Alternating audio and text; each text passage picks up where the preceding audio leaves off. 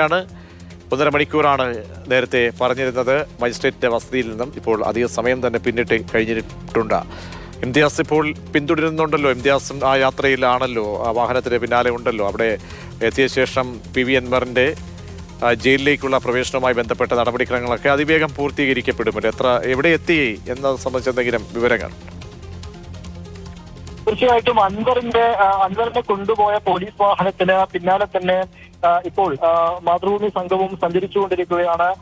കുറച്ചു സമയം കൂടി കഴിഞ്ഞാൽ ഉടനെ തന്നെ തവനൂരിലേക്ക് നമുക്ക് എത്താനാകും. അവിടെ ഒരുപക്ഷെ വളരെ പെട്ടെന്ന് തന്നെ അവിടുത്തെ നടപടികളും പൂർത്തീകരിക്കുമെന്നാണ് അറിയാൻ കഴിയുന്നത്. അൻവർ പ്രതികരിച്ചത്, ഇറങ്ങുന്ന സമയത്ത് പ്രതികരിച്ചത് 14 ദിവസത്തേക്കുള്ള റിമാൻഡ്, അതൊരു സ്വാഭാവിക നടപടി, റിമാൻഡിലേക്ക് പോകുന്ന സ്വാഭാവിക നടപടി എന്ന രൂപത്തിൽ 14 ദിവസത്തേക്കാണ് താൻ തന്നെ കൊണ്ടുപോകുന്നത്, തവനൂർ സബ് ജയിലിലേക്കാണെന്ന് അദ്ദേഹം പറഞ്ഞുകൊണ്ട് ഭരണകൂട ഭീകരത തന്നെയാണ് എന്നൊക്കെ ഒരു അവസാനഘട്ട പ്രതികരണവും നടത്തിയിട്ടാണ് അദ്ദേഹം അവിടെ നിന്ന് ഇറങ്ങുന്നത്. തൊട്ടു പിന്നാലെ തന്നെ പോലീസ് വാഹനത്തിൽ കയറ്റി അദ്ദേഹത്തെ തവനൂർ സബ് ജയിലിലേക്ക് കൊണ്ടുപോവുകയും ചെയ്തു. ആ യാത്രയിലാണ് ഇപ്പോൾ നമ്മളുമുള്ളത്.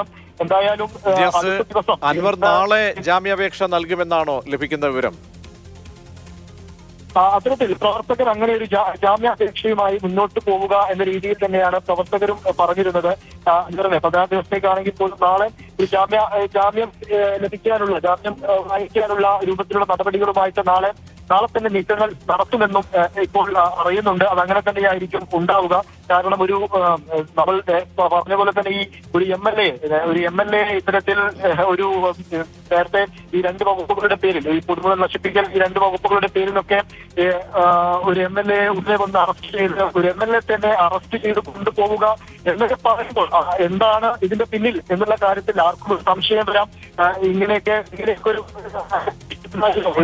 നാടകീയമായ രംഗങ്ങൾ നടത്തി, നാടകീയമായ നീക്കങ്ങൾ നടത്തി ഒരു MLA പോയി രാത്രി അറസ്റ്റ് ചെയ്ത് എല്ലാ നടപടികളും പൂർത്തീകരിച്ച് ജയിലിലടക്കുക എന്ന ഒരു നടപടി വേണമായിരുന്നോ? കാരണം ഒരു മണ്ഡലത്തിന്റെ ഒരു MLA എന്ന രൂപത്തിൽ അങ്ങനെയായിരിക്കണമോ പോലീസ് നടപടി എന്നുള്ള കാര്യത്തിലൊക്കെ ഒരു സംശയം, ഒരു വലിയ ആശങ്ക ഇപ്പോഴും നിലനിൽക്കുന്നുണ്ട്. അതിൽ തന്നെയാണ് ഇപ്പോൾ വലിയ പ്രധാനപ്പെട്ട നേതാക്കളിൽ നിന്നടക്കം പ്രതികരണവും ഇതിനോടകം വന്നിരിക്കുന്നത്. അതിൽ അൻവർ ഉന്നയിക്കുന്നത് പോലെ ഈ അൻവറിനോടുള്ള ദേഷ്യം കൊണ്ട് പിണറായിയും ശശിയും ചേർന്ന് ആ രൂപത്തിൽ അദ്ദേഹം ഉന്നയിച്ചതുപോലെ തന്നെ ആ രൂപത്തിലുള്ള ഒരു ഗൂഢാലോചന ഇതിന് പിന്നിലുണ്ടായോ? അതല്ലെങ്കിൽ അൻവറിനെ കുറിച്ച് അൻവറിനെ പൂട്ടാനുള്ള എന്തെങ്കിലും ഒരു കാര്യം കിട്ടിയാൽ അതിൽ കടന്നു പിടിക്കുക, അതിൽ ആഞ്ഞു പിടിക്കുക എന്ന രീതിയിലാണോ നീക്കങ്ങൾ നടത്തിയത് എന്നുള്ള കാര്യങ്ങളിലൊക്കെ ഒരു വ്യക്തത വരേണ്ടിയിരിക്കുന്നു. എന്തായാലും അൻവറിന്റെ പ്രവർത്തകരും നിരവധിയായിട്ടുള്ള പ്രതിപക്ഷ നേതാക്കളടക്കം അതിനെ അങ്ങനെ തന്നെയാണ് കരുതുന്നത്, അങ്ങനെ തന്നെയാണ് അതിനെ കാണുന്നത്.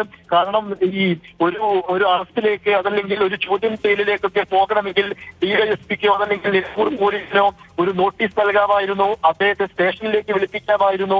കാരണം ഇന്ന് ഈ നടപടികളെല്ലാം ഈ DFO ഓഫീസ് അടിച്ചു തകർക്കുന്ന ഒരു സംഭവമൊക്കെ ഉണ്ടാവുന്നത് ഇന്ന് രാവിലെ 11 മണിക്കാണ്. ഇന്ന് പോസ്റ്റ്മോർട്ടം നടപടികൾ വൈകുന്നത്. ശരി, വിവരങ്ങൾ നൽകിക്കൊണ്ടിരിക്കുന്നത്